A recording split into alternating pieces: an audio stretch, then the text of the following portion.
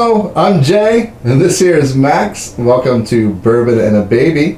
In today's video, I'm going to go over a blog that was written by Angela Silva about becoming a new dad and just some tips for being a new dad. And I figured I am the perfect person to go through this and let you know if these tips are useful or not, because I'm not only a new dad, but I'm a new old dad. So Max and I are going to be going through these tips one by one with you and letting you know what we think about them. First, I did reach out to the author of this blog, and she gave me permission to use it. So I will put her info in the description below, so check her out. She is on Instagram, as well as she has her own YouTube channel, so I'll put all that information below, so make sure you show her some love. And one thing before we get started, please make sure to hit that subscribe button over here, I think. Or is it over here? Either way, you don't even have to stop the video to subscribe. So please do me a favor, do Max a favor. In fact, Max said that he might grow up and have a complex if you guys don't subscribe to our channel. So that's on you guys. All right, so let's go through these. So first up was tip number one. And tip number one says, make an effort to bond. And she goes on to explain, while you may feel immediate love and attachment to your baby, realize that bonding and building any sort of relationship takes time and effort. Don't be disappointed if you don't feel an immediate or effortless bond. Be deliberate about getting to know your baby. Spend meaningful time with your baby, learning his or her sounds, movements, and preferences. So for me, this one wasn't... I didn't have trouble in this department, and I know some dads have, but the minute that Max was born, like the second he was completely out, I cried like for a while. I think it was like an hour. I could not. I was just sweltering with tears the whole time. But I guess that's not necessarily bonding. The first moment that I can really think that I bonded with Max here, it was actually day 2. We were still in the hospital, and my wife was taking her first shower, so it was just me and Max, and I was holding him, and I knew that the nurses were going to be coming for him within the next 20 minutes or so.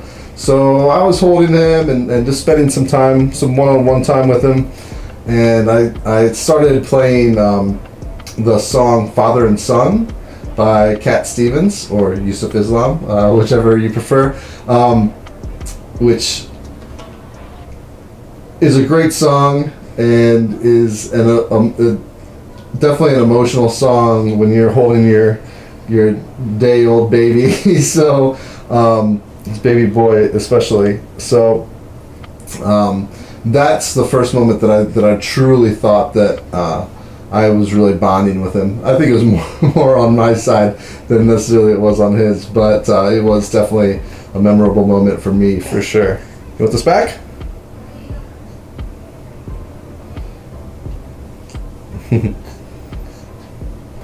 What about you? What's the first thing you remember, that first bonding moment you remember with your son or daughter? Let me know in the comments below.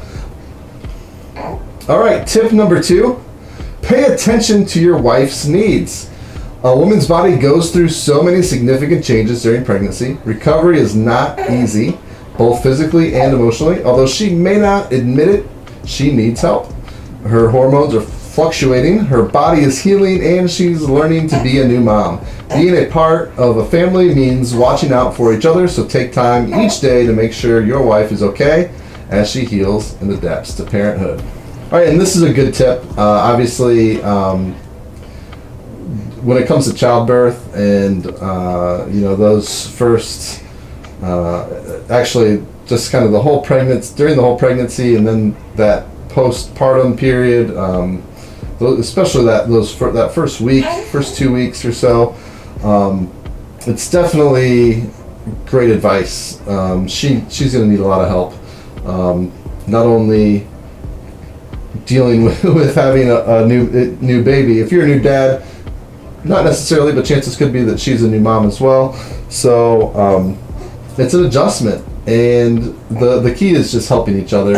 At least in our experience, in my experience with my wife, kind of filling in the gaps for each other. Maybe I would take care of a couple of things, she would take care of a couple of things. But yeah, this is really good advice. Use that time. There we go. Use that time you have in the hospital to your advantage. Take full advantage of everything they offer, even if it's letting the nurses take your baby for a couple hours so you both can get a little bit of rest. Definitely take advantage of that hospital time. But when you get home, that's the hardest part. Those first couple of days are just a blur, really. I mean, they just kind of go and go and go. And if she's breastfeeding, that's just another challenge as well. So yeah, that's a great tip and something that you really should do as best as possible. I would recommend, if you're able to, take some time off work. I know not everybody is in the same situation to be able to do that. I was lucky enough. I'm a work from home dad as well, so I was lucky enough I still took that whole week off after we had Max. Even though I worked from home and I would have been here all day, I felt that it was important to be able to spend that time just adjusting to our new life without having to worry about going to my home office and doing work every day. So if you're able to, I definitely recommend that. That was really helpful for us. But again, not everybody's able to do that, but just do your best to help out as much as possible. Tip number 3, fill in the gaps. You'll both probably come up short in some departments that used to be routine, like chores or self-care time. Do your best to stay positive as you adapt to a new normal. If you notice that things are getting done around the house, things aren't getting done around the house, take the initiative to do it yourself rather than complain or mourn the loss of your old routine. Change is difficult, but every change becomes a new normal with time and acceptance. And this is another really good tip. Things are very different, especially those first couple weeks, months. However, we're in the middle of our 3rd month here with Max. We're in a pretty good routine now, but I'd say for us, the first 2 to 3 weeks were the worst, and then it got progressively better after that. But yeah, this is great advice. Fill in the gaps. If something needs done and you have a second to do it, just do it, even if it's something that you normally don't do. And also, don't be afraid to ask for help, and don't be afraid to help each other. If you see she's struggling with getting something done, help her out. And hopefully she'll reciprocate at some point for you too. At least that worked out well for my wife and I. We were both able to kind of hit that groove and fill in those gaps with each other. But it's certainly a process, and it certainly helps to have help. If your parents, grandparent, their grandparents come over, use that time that they're spending with the baby. Use that time to take care of what you need to take care of. Go take a shower. Go wash the dishes real quick. We were lucky enough that both of our moms brought us over dinner at different times. So that was just one less thing that we had to worry about here and there, was cooking dinner or even going to get dinner. So yeah, just fill in the gaps and use that help. All right, tip number 4, be patient. The most important thing you can do is practice patience. I say practice because it truly requires practice, trying over and over again. Sleep lost is exhausting. Hands down, that's going to be one of your biggest battles is dealing with that sleep loss.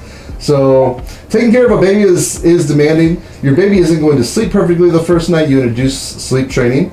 It may take several months to find a method of feeding your baby, that your baby accepts. Your wife isn't going to bounce back physically and emotionally for a while.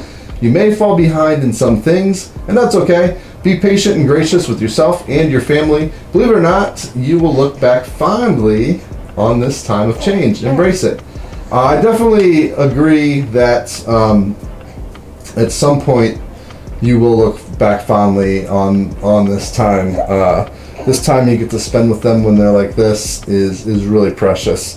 And I think that we've been, at least for my wife and I think we've been doing a really good job of trying to kind of embrace that, and even in the difficult times, just realize that, you know, someday, you know, this little guy is going to be, you know, throwing a temper tantrum, or he's going to be a teenager and might not want to be around us or whatever. So just really enjoy this time with them being little babies.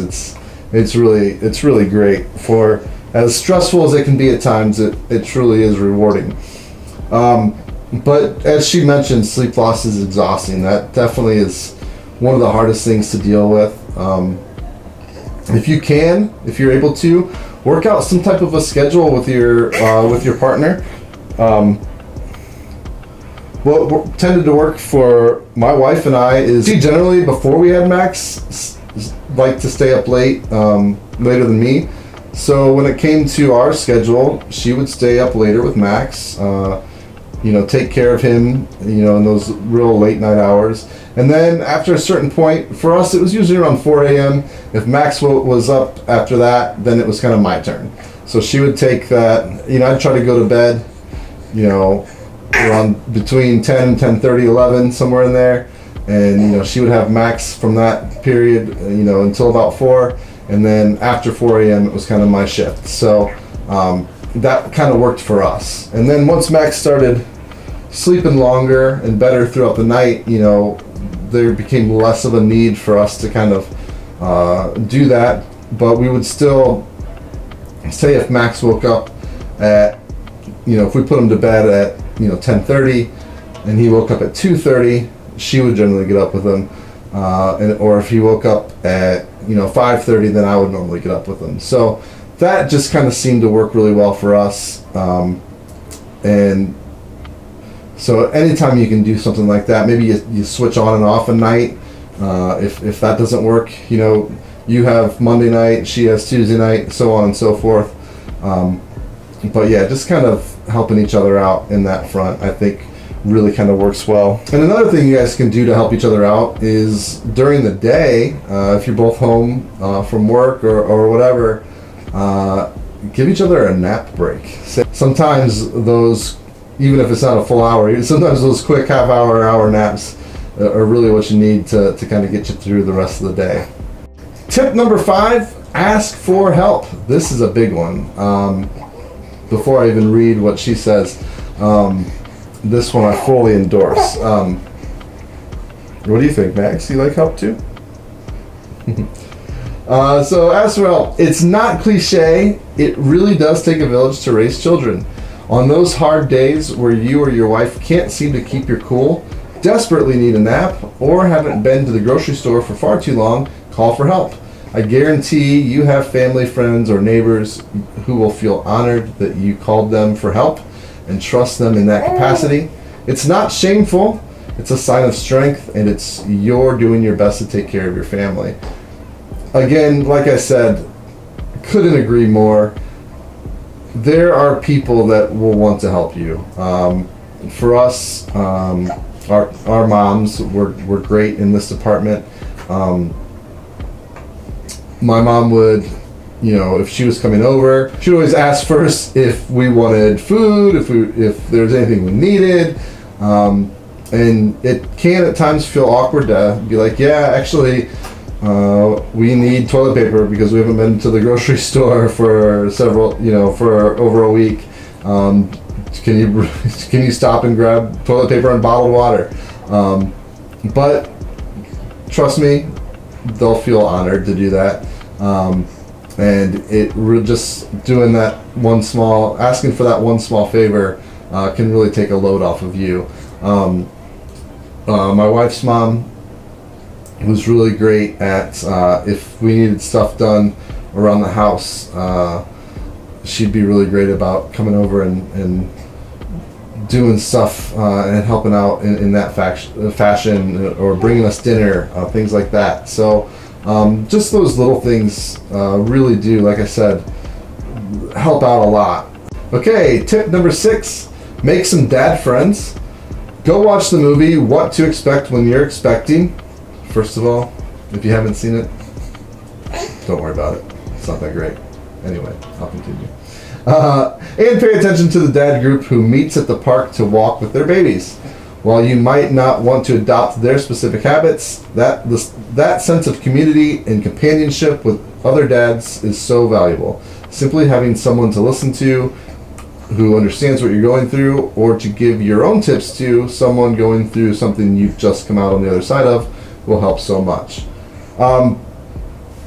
This is a little different for me, since I'm older than most new dads out there. It's going to be interesting. We're not really at the stage yet to where we've been taking him to a lot of functions or anything like that. So I haven't been around a lot of other new dads. I obviously have friends and family that have plenty of experience of being dads, but I haven't really gone through this yet. So, but it is good. One of my good friends gave me some great advice while my wife was pregnant about, just some of the things that he went through, and just telling us some of the things that maybe we should do. I guess not telling us, but giving us advice. So, I mean, things like that are always helpful. I know a lot of people say that when you have a baby, that you're going to get all different types of opinion from all different types of people. As of yet, I haven't experienced that too much. And in fact, I like hearing a lot of those things. I may not necessarily take all of the advice that's given, but I definitely like to hear it. So in that sense, if you have any new parenting tips for me, let me know in the comments. But anyway,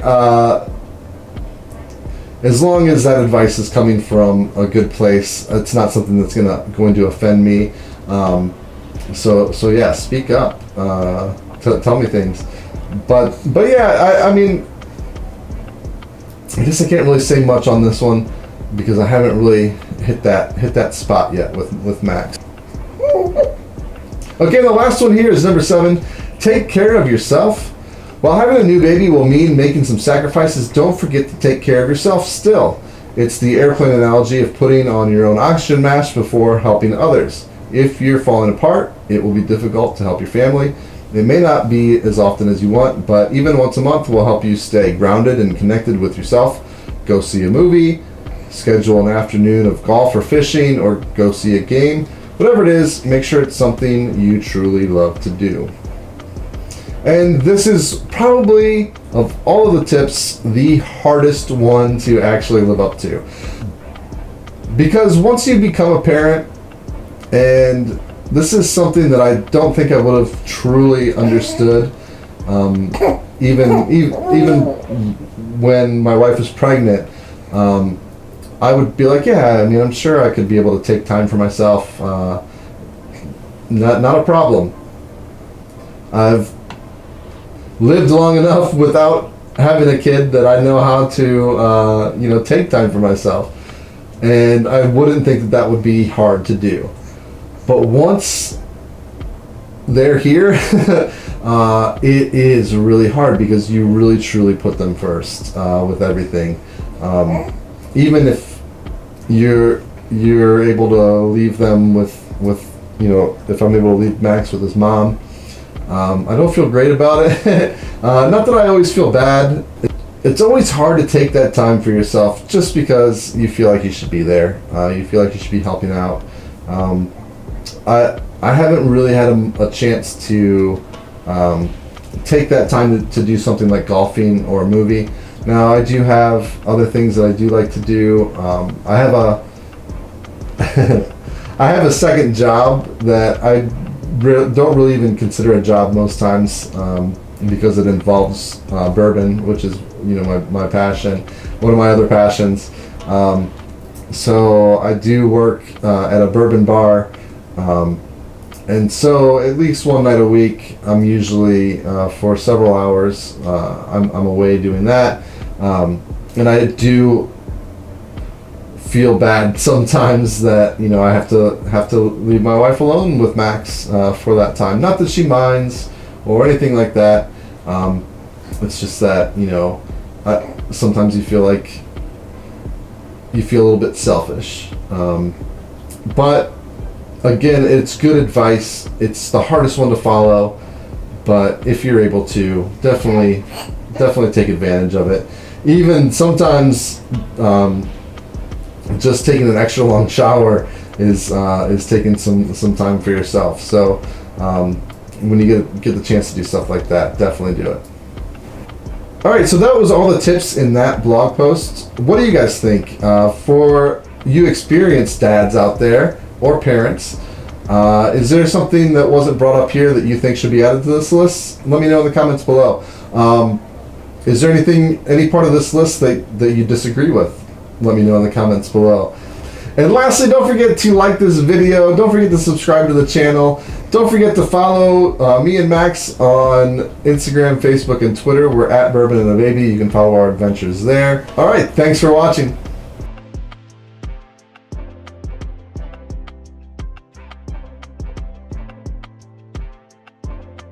Max, close up! Woo! Yes.